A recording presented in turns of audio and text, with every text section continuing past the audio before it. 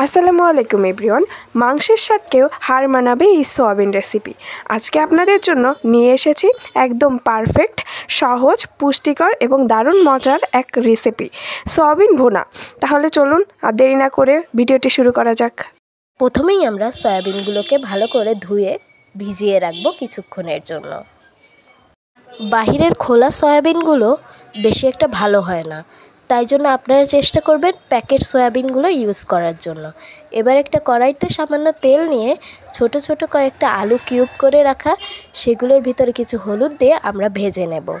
এবার একে একে পেঁয়াজ কুচি, তারপরে শুকনো মরিচ, ছোট ছোট কয়েকটা রসুন, তারপরে কয়েকটা মরিচ দিয়ে কয়েকটা গরম মশলা দিয়ে আমরা এই উপকরণটিকে ভালো করে মিক্স করে নেব। ভালো করে নাড়িয়ে চাড়িয়ে কিছুক্ষণ আমরা ভালো করে ভাজি ভাজি হওয়ার জন্য অপেক্ষা করব এবং একে একে এর ভিতরে 1 চামচ রসুন বাটা দিয়ে দেব, 1 চামচ আদা বাটা দিয়ে দেব এবং মিশ্রণটিকে আবার ভালো করে নাড়িয়ে চাড়িয়ে নেব এবং আমাদের ভিজিয়ে রাখা সয়াবিনগুলোকে এর ভিতরে একে একে দিয়ে দেব এবং তার সাথে 1 চামচ হলুদ গুঁড়ো, 1 চামচ পরিমাণের শুকনো মরিচের গুঁড়া দিয়ে দেব এবং কয়েকটা জিরা দিয়ে দেব এর ভিতরে। এবার আমরা 2 চামচ কর্নফ্লাওয়ার দিয়ে দেব। কর্নফ্লাওয়ারটি অপশনাল, এটা দিলে রান্নার স্বাদটা আরেকটু ভালো আসে, আপনারা চাইলে স্কিপও করতে পারেন।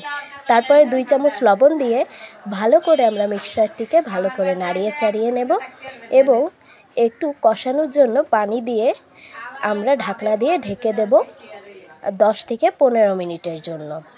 তারপরে আমরা 10 থেকে 15 মিনিট পরে আমাদের সয়াবিনগুলো ভালো করে কষানো হয়ে গেছে। এবার আমরা কিছু ছোট চিংড়ি শুটকি নিয়ে এর ভিতরে দিয়ে দেব, আপনারা চাইলে নাও দিতে পারেন।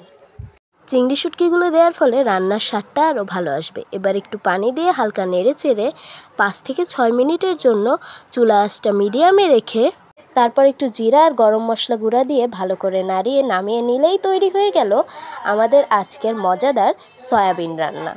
এই ছিল আজকের মজাদার সয়াবিন রেসিপি। ভালো লাগলে অবশ্যই একটি লাইক দিয়ে দেবেন এবং আমাদের চ্যানেলটি সাবস্ক্রাইব করে দেবেন এবং আমাদের ফেসবুক পেজটিতেও ফলো দিয়ে দেবেন।